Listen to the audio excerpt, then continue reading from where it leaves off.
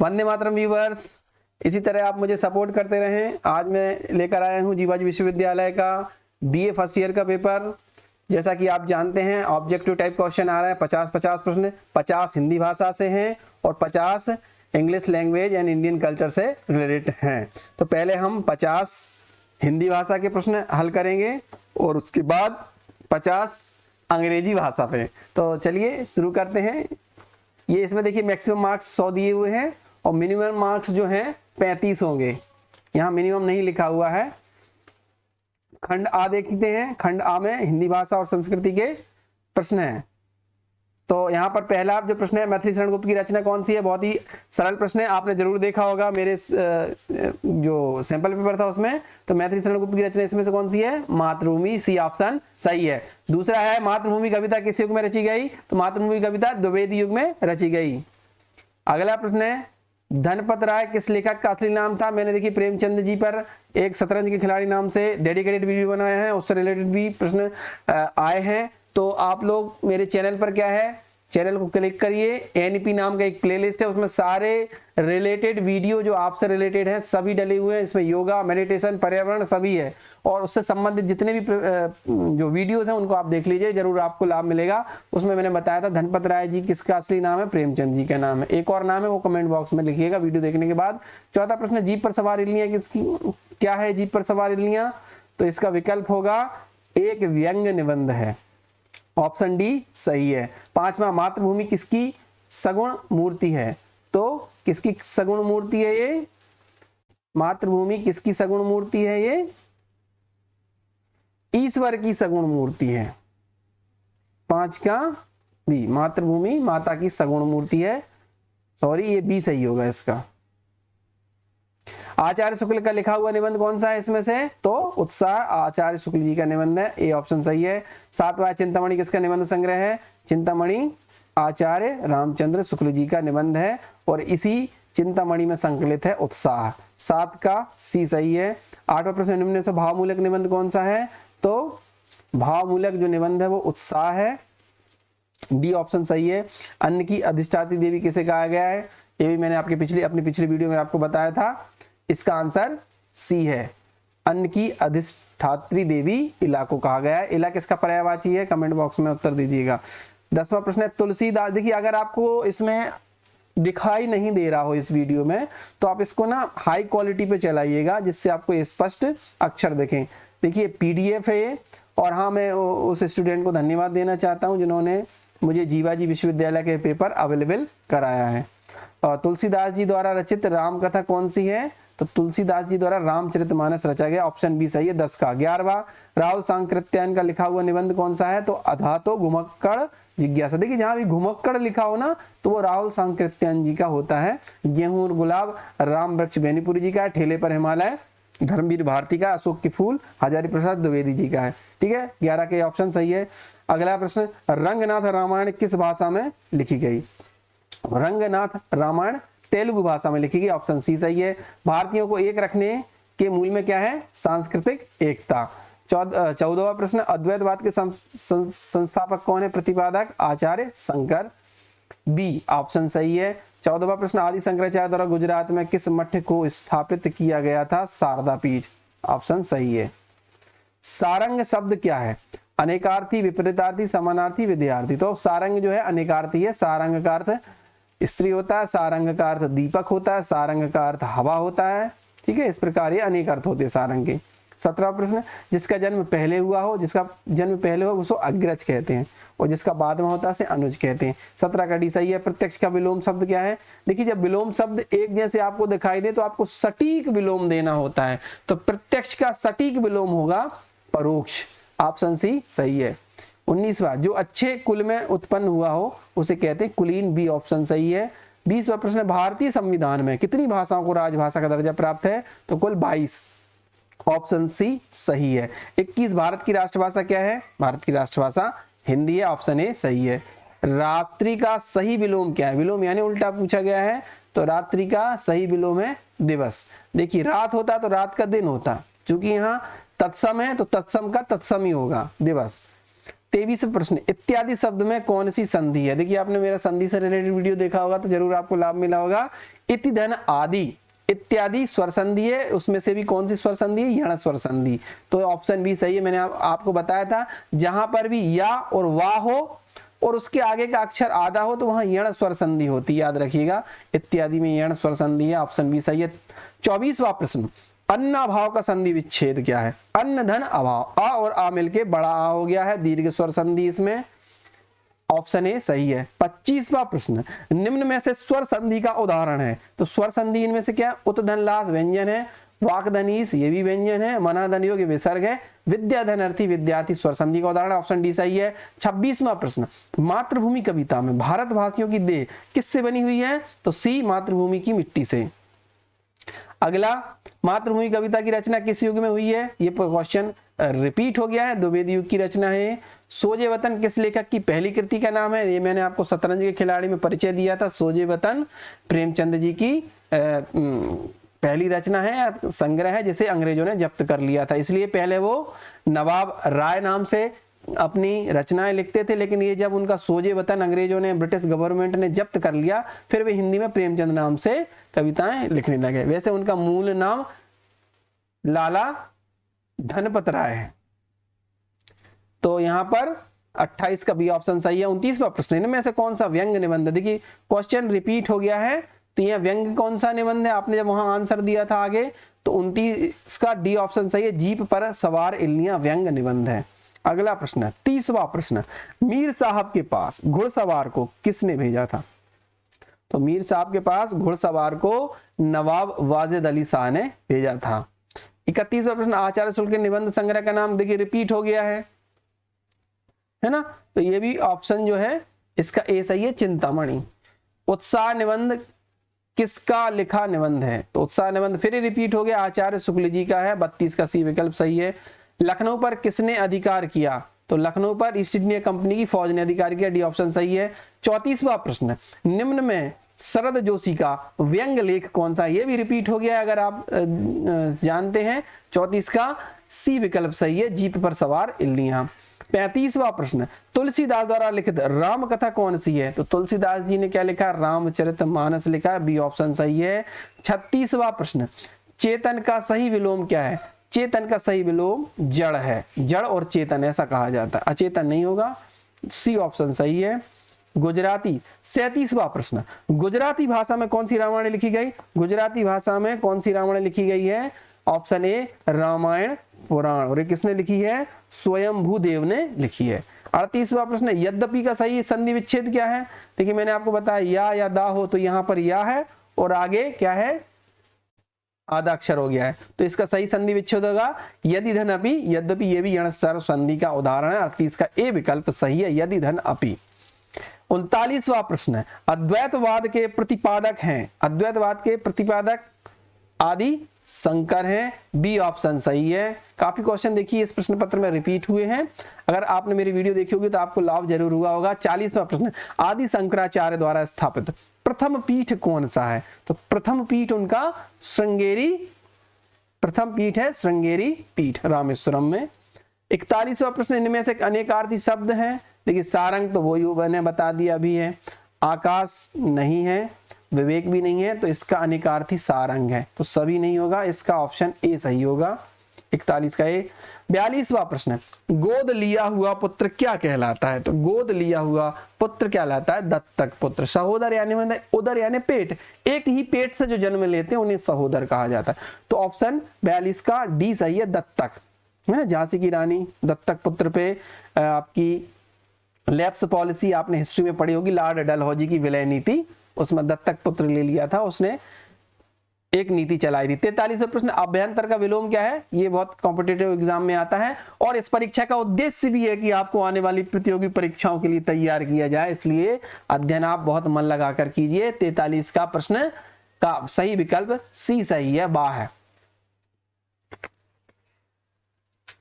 यहां पर जो सब कुछ जानता है उसके लिए एक शब्द क्या है? सर्वज्ञ। 44 का बी सही है। भारतीय संविधान में कितनी भाषा? ये भी क्वेश्चन रिपीट हो गया दूसरी तरीके से, तो 45 का सी सही है, 22 भाषाएं। 46 मध्य प्रदेश की राजभाषा क्या है? मध्य प्रदेश की राजभाषा हिंदी है। देखिए हमारी राष्ट्रभाषा भी हिंदी और मध्य प्रदेश की जो स्टेट लैंग्वेज है, ऑफिशियल लैंग्वेज वो हिंदी है। गुजरात की गुजराती है। 47वां प्रश्न, रात्रि का सही विलोम क्या है? रात्रि का सही विलोम है, इसका उल्टा क्या होगा? रात्रि है तो दिवस होगा यहां पर। लेकिन देखिए ए ऑप्शन में भी दिवस है, डी ऑप्शन में भी दिवस है, इनमें भी कोई अंतर नहीं है, इसलिए इस प्रश्न को विलोपित किया जाएगा और इसका बोनस अंक सभी विद्यार्थियों को मिलना चाहिए 47 का। अगला प्रश्न 48वां, स्वागत शब्द में कौन सी संधि है?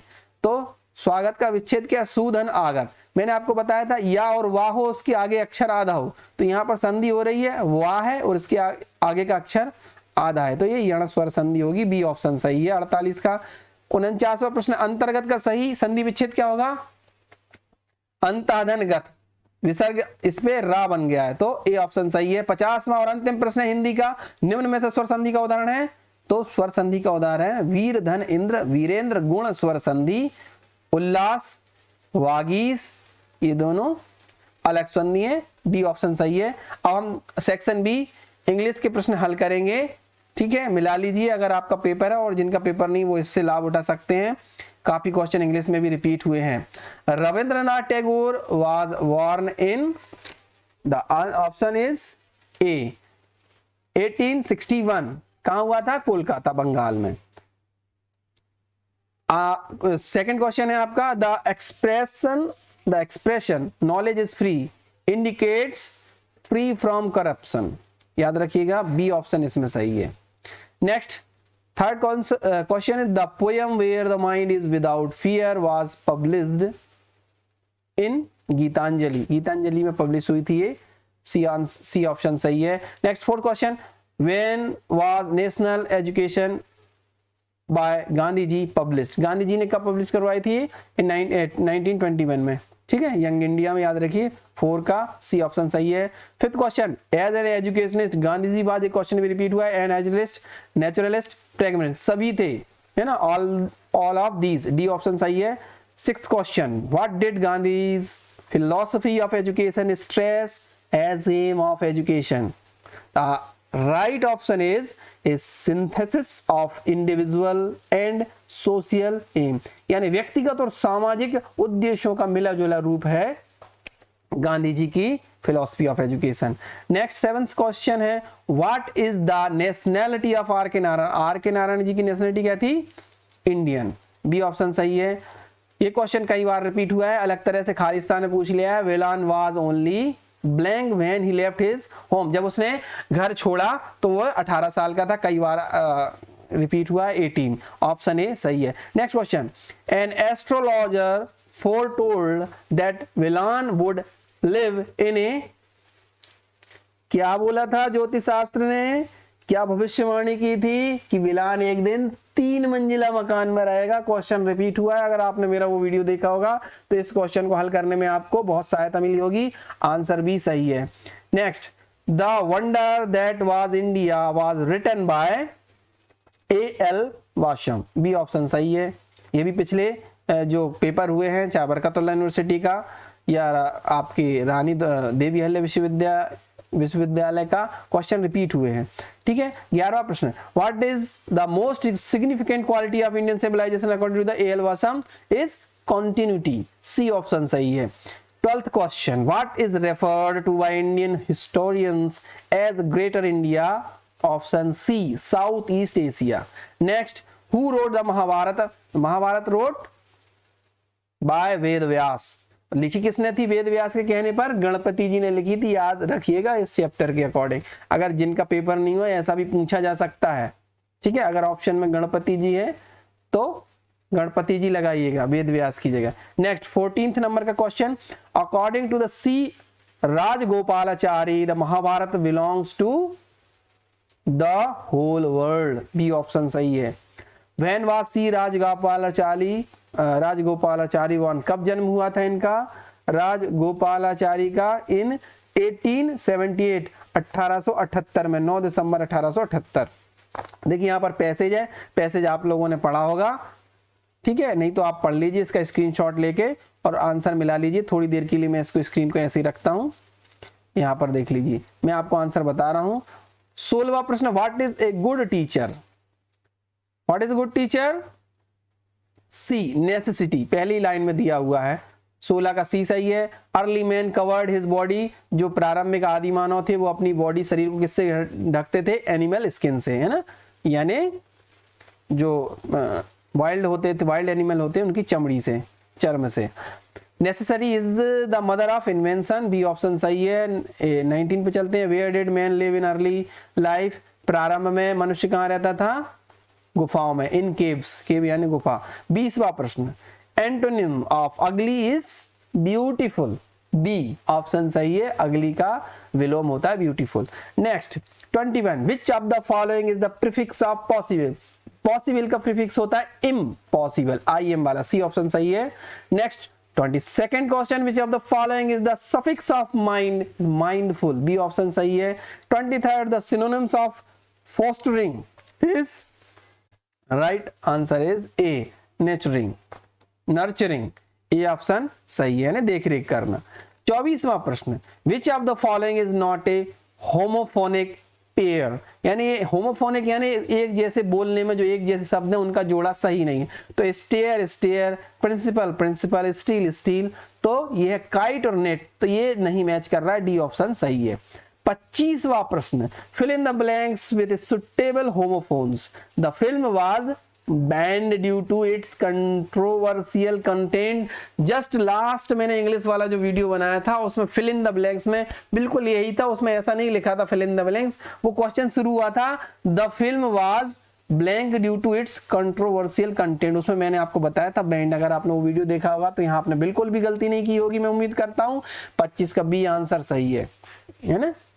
नेक्स्ट 26वां question, 26th the poem where the mind is without fear is about to knowledge, A option सही है। 22nd, how many stanzas are there in the poem where the mind is without fear is only one. Stanza यानी एक ही तथ्य के बारे में, एक विचार के बारे में बात की गई है इस पोएम में। The 28th question, the dead habit in the poem where the mind is without fear is compare to sand, B option सही है। वैसे डेजर्ट सैंड कहा गया और आंसर दोनों है इसमें, सी और बी, पर यहाँ पर सैंड की बात ज्यादा मानी जाएगी, ऑप्शन दोनों, तो बी ऑप्शन सही होगा। 29th question number 29, what was the age of Gandhi ji when he reached London to become a barrister? वकील बनने के लिए जब गए गांधी जी तो वो कितने वर्ष के थे? तो देखिए गांधी जी पैदा हुए थे 1869 में और वो गए थे 1880 में, यानी 1888 में, तो ये 19 वर्ष के थे उस समय, बी ऑप्शन सही है। 30th question, according to Gandhi ji the textbook prescribe for our student should be relevant to real life, B option सही है। Next, Gandhi ji says that is said that Indian students in schools hate their books, A option सही होना चाहिए। 32, blank is the first novel of R K Narayan, तो are K Narayan ji का सही novel है option C, Swami and friends. 33, which tree does Velan love most, ये मैंने आपको बताया था सैंपल क्वेश्चन में भी, और उसके बाद बीयू का भी एग्जाम हुआ था, उसमें क्वेश्चन आया था, रिपीट हुआ था, तो आंसर ये है मार्गोसा ट्री को बहुत प्रेम करता था वो, ठीक है। 33 का ए ऑप्शन सही है। 34, how old Velan was when was how old Velan was when he left home, जब उसने घर छोड़ा, एक क्वेश्चन भी देखिए रिपीट हो गया दूसरे तरीके से। 34 का डी ऑप्शन सही है, 18 वर्ष में उसने घर छोड़ा था जब उसके पिताजी ने उसे तमाचा मारा था, डी ऑप्शन सही है। 35, L Basham was born in 1914, 1914 में उनका जन्म हुआ था। 36, Vijaya who is said to have conquered Ceylon first was a king from real life, ये क्वेश्चन भी रिपीट हुआ है, डी ऑप्शन सही है। 37, the Indian cultural influence began in Ceylon, यानी श्रीलंका इन 5th BC, है ना, 5वीं शताब्दी। Next 38, when was C Rajagopalachari governor general of India, ये इसका आंसर होगा बी 1948 to 50। देखिए हमारे भारत के अंतिम गवर्नर जनरल ऑफ इंडिया थे सी राजगोपालाचारी। अगर पूछा जाता है कि स्वतंत्र भारत के पहले गवर्नर, तो याद रखिएगा स्वतंत्र भारत के पहले गवर्नर लास्ट वाला लॉर्ड माउंटबेटन थे। ठीक है, स्वतंत्र होने के बाद लॉर्ड माउंटबेटन रहे 48 तक। उसके बाद स्वतंत्र भारत के बाद आपके सी राजगोपालाचारी, और जब चुनाव हो गया 1950 में आम चुनाव, उसके बाद फिर ये पद खत्म कर दिया गया। बी ऑप्शन सही है। 39 C Rajagopalachari calls Krishna as the most energetic man, ये ऑप्शन सही है। 40 according to the C Rajagopalachari the Mahabharata was composed, option D is correct. Right answer many thousand years ago, उन्होंने अपने चैप्टर में कहा है, तो आंसर डी सही होगा इसका, अकॉर्डिंग टू द चैप्टर। अब देखिए यहाँ पर पैसेज है, पैसेज आप पढ़ लिया होगा, नहीं पढ़ा तो इसका स्क्रीनशॉट ले लीजिएगा। वैसे भी अगर पैसेज पढ़ूंगा तो आप लोग स्किप कर देंगे, इससे बेहतर है समय बचाएं। नेक्स्ट 41वां क्वेश्चन है, 41वां प्रश्न, what kind of independence are women looking for? Financial independent, महिलाएं जो हैं आर्थिक रूप से स्वतंत्र होना चाहती, किसी पे डिपेंड नहीं रहना चाहती, ऑप्शन सी सही है, सही बात है। 42वां, what kind of indignity do the women want to get rid of? Option C begin considered as sexual object. Next 43 in the passage reorder nature means, D change society. Next 44 women have stood up to fight against male domination, domination है ना, A option सही है। Antonyms of refuse is D accept, refuse यानी छोड़ना, त्यागना, accept यानी ग्रहण करना। Do as direct. Question number 46, which of the following is the prefix of inform? is misinform is a prefix, B option सही है। 47, which of the following is the suffix of polite? is politeness, B option सही है। A person who does not believe in the existence of God is called atheist, C option सही है। 49 second last question है, what is the masculine gender of nun? masculine gender of nun is monk, C option सही है। Last and final 100वां प्रश्न, English का 50वां प्रश्न, fill in the blank with the correct preposition the plain blank blank a few minutes ago। इसमें देखिए verb नहीं दिया हुआ है तो ये क्वेश्चन ही गलत है, यहाँ पर फ्लू होना चाहिए था या फिर टेक होना चाहिए था, इसलिए इसका आंसर नहीं दिया जा सकता। 50 का बोनस मिलना चाहिए आंसर, फिर भी यहाँ पर फ्लू होता तो ऑफ होता है इसमें बी आंसर, लेकिन फिर भी इस पे बोनस मिलना चाहिए मेरे हिसाब से। तो यहाँ पर मेरे चैनल को इसी प्रकार सपोर्ट करने के लिए थैंक यू फॉर वॉचिंग।